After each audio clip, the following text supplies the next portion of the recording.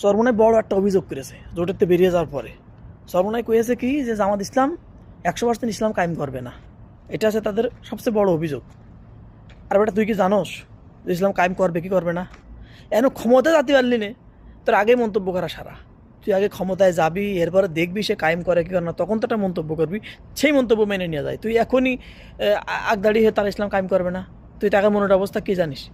তোদের মতো এই অল্প বুদ্ধি নিয়ে তারা ঘুমায় না, পুঁটি মাছের বুদ্ধি। ঠিক আছে, আল্লাহ রাব্বুল আলামিন কোরআনে কি বলছে? উদউ ইলা সাবিল রাব্বিকা বিল হিকমাতি ওয়াল মাউইজাতিল হাসানা, তোমরা হিকমা এবং প্রজ্ঞার সাথে ইসলামী দাওয়াতি কাজ পরিচালনা করো। তুই বাংলাদেশের এখন যে বর্তমান অবস্থা, একবারে 100% ইসলাম কায়েম করতে চা দিনি, তোর হত্যার আন্দোলন করে তো শেষ করে ফেলাবে। তো কি এই অবস্থার ভিতর থেকে তোর আস্তে আস্তে আস্তে আস্তে এগোতে হবে, একটু সার সুযোগ দিয়ে দিয়ে এগোতে হবে। জামাত ইসলাম ক্ষমতায় গেলেই ইনশাল্লাহ 70 থেকে 80% ইসলাম কায়েম হবেই, এটুকু লিখে দিতে পারি আমি। আর 5 বছর যদি ক্ষমতায় থাকে তো পুরো 100% কায়েম হয়ে যাবে। একবার আপনি কায়েম করতে গেলে আপনি পারবেন না, আপনি ব্যর্থ হয়ে যাবেন।